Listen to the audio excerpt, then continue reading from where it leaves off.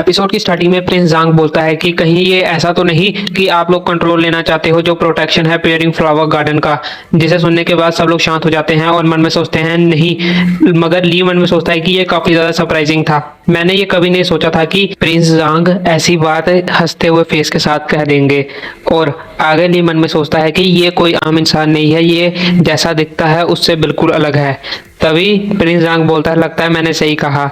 सच बताऊं तो जो ओनर है गोल्डन ड्रैगन एस्कॉर्ट एजेंसी का, उन्होंने मुझे लेटर भेजा था कि जो प्रोटेक्शन है पेयरिंग फ्लावर गार्डन की, उसके कॉन्ट्रैक्ट के लिए काफ़ी ज़्यादा एस्कॉर्ट एजेंसी का कंपटीशन हुआ। और वैसे सच कहूँ तो ये तो बिल्कुल बहाना ही था, मगर वो मेरे से कह रहे थे कि मैं उनका साथ दूं ताकि वो कॉन्ट्रैक्ट ले सकें प्रोटेक्शन के लिए। मगर जैसा कि मैं जानता हूँ। तभी वो अपनी वाइफ की तरफ देखते हुए बोलता है, तुम्हारा इस बारे में क्या सोचना है माय लव। तभी आगे से उसकी वाइफ बोलती है कि मैं एग्री करती हूँ जो आपने कहा अभी अभी। तभी प्रिंस जांग हंसते हुए बोलता है, मुझे ऐसा लग रहा है कि मैंने तुम्हें फिर से किसी मुसीबत सिचुएशन में डाल दिया। तभी वो हांग का हाथ पकड़ते हुए बोलता है, मुझे माफ़ कर दो मेरे दोस्त, मगर इस बार शायद तुम्हें पीछे हटना पड़ेगा, क्योंकि जो भी हो, जो गोल्डन ड्रैगन एस्कॉर्ट एजेंसी है उसका ओनर मेरी वाइफ का कज़न है। अगर हम उसे सपोर्ट नहीं करते हैं तो वो कैसे उससे फिर से देखेगी जब हम हैंगजाओ में ही रहेंगे। तभी हैंग बोलता है, अच्छा तो ऐसा है। तभी ली मन में सोचता है कि मैं नहीं चाहता था कि ये ऐसे ख़त्म हो, और मन में सोचता है कि जैसे उसकी वाइफ रेपुटेशन रखना चाहती है गोल्डन ड्रैगन एस्कॉर्ट एजेंसी के साथ, उसके ओनर के साथ, वैसे ही प्रिंस जांग अपनी वाइफ के साथ अपना ट्रस्ट रखना चाहते हैं। तभी ली मन में सोचता है कि मुझे प्रिंस जांग की चापलूसी करनी चाहिए उनकी वाइफ के सामने। तभी ली बोलता है, योर इंपीरियल हाइनेस, मैं नहीं जानता था कि हमारे कारण आप इतनी डिफ़िकल्ट सिचुएशन में आ जाओगे। अगर ऐसी ही बात है तो हेवनली ड्रैगन एस्कॉर्ट एजेंसी इस कॉन्ट्रैक्ट की फाइट से पीछे हट जाएगी।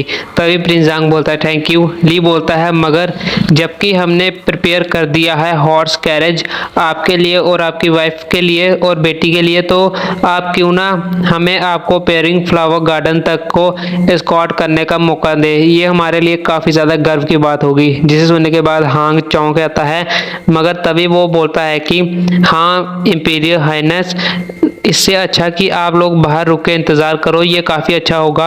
आपकी बेटी और आपकी वाइफ हॉर्स में बैठ के पेयरिंग फ्लावर गार्डन तक जाए, है ना, और मौसम भी काफ़ी ज़्यादा ठंडा है। तभी प्रिंस जांग हंसते हुए बोलता है कि हाँ बिल्कुल, हम आखिरकार इतने ज़्यादा क्लोज तो हैं ही कि हम इतना फेवर एक दूसरे पे कर सकें।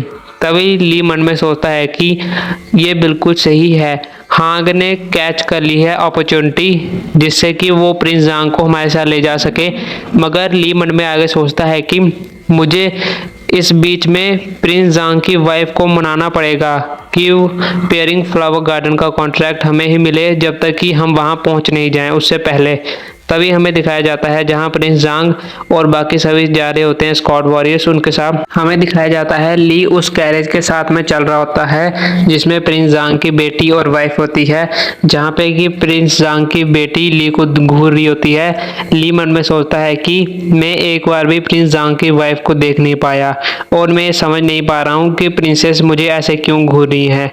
तभी वो प्रिंसेस बोलती है कि मैंने देखा है जो काफ़ी ज़्यादा स्मार्ट स्कॉलर्स होते हैं वो बिल्कुल अच्छे नहीं होते देखने में, और तुम तो हेवनली ड्रैगन एस्कॉर्ट एजेंसी के ओनर के सन हो, है ना। तभी ली बोलता है कि मैं फोर्थ हैंग हूँ योर हाइनेस। तभी वो लड़की आगे से बोलती है कि तुम्हें मुझे योर हाइनेस कहने की ज़रूरत नहीं है, वैसे भी मैं अच्छे से जानती हूँ यो मुरिम के लोग होते हैं, यानी कि मार्शल आर्ट वर्ल्ड के लोग, वो इस वर्ल्ड के लॉ और कानून के साथ ज़्यादा बंधे नहीं होते। और मैं ये भी जानती हूँ थोड़ा बहुत हेवनली ड्रैगन एस्कॉर्ट एजेंसी के बारे में कि वो बैंगजिंग की काफ़ी बड़ी प्रोविंस है और वो काफ़ी ज़्यादा अमीर हैं। यही बोलता है, मुझे तो काफ़ी शर्म आ रही है। तभी आगे से वो प्रिंसेस बोलती है कि मैंने सुना कि तुमने मेट्रोपॉलिटन एग्जाम में टॉप किया था, तो तुम्हारे फादर को तुम पे प्राउड हुआ होगा उस समय, है ना। तभी ली बोलता है कि मेरे फादर ऐसे नहीं हैं जो इस तरह की फीलिंग्स को एक्सप्रेस करें, यानी कि दिखाएं। तभी वो प्रिंसेस पूछती है कि तुम किस तरीके के पद पे काम करना चाहते हो। ली बोलता है मुझे अभी नहीं पता। वो प्रिंसेस आगे से बोलती है कि जो सभी टॉप स्कॉलर्स होते हैं वो हैंगलिंग एकेडमी में चले जाते हैं जो कि बेंजिंग में है, तो तुम भी बेंजिंग में रहोगे, है ना। क्या तुम्हारे पास कोई जगह है बेंजिंग में रहने की। ली बोलता है नहीं, मेरे पास नहीं है अभी। प्रिंसेस बोलती है कि तुम अभी कितने साल के हो। ली बोलता है कि क्या ये किसी तरह की पूछताछ है, और बोलता है कि मैं 22 ईयर्स का हूँ। प्रिंसेस बोलती है कि तुम मुझसे थोड़े ही बड़े हो, मैं 17 ईयर्स की हूँ।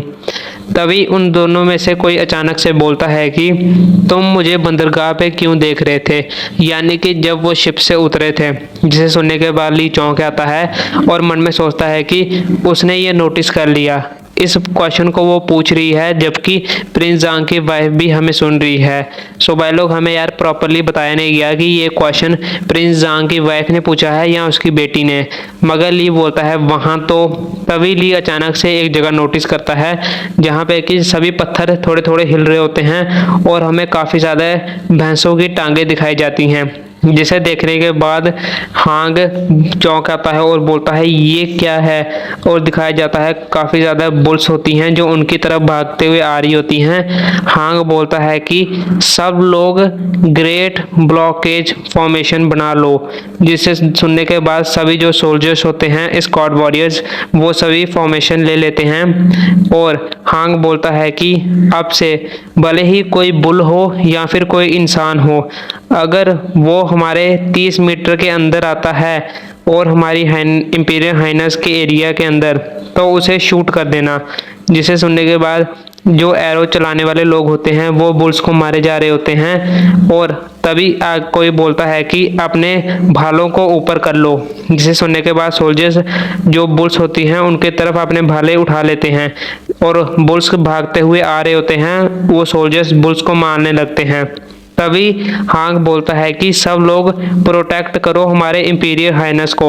सब लोग बोलते हैं यस सर, और बुल्स को मारने लगते हैं काफ़ी मेहनत के साथ। तभी प्रिंस जांग की वाइफ बोलती है कि क्या हो रहा है। ली बोलता है कि बाहर खतरा है।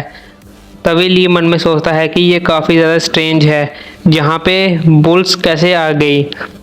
लगता है कि जो पास्ट था मेरी लाइफ का वो फिर से चेंज हो रहा है।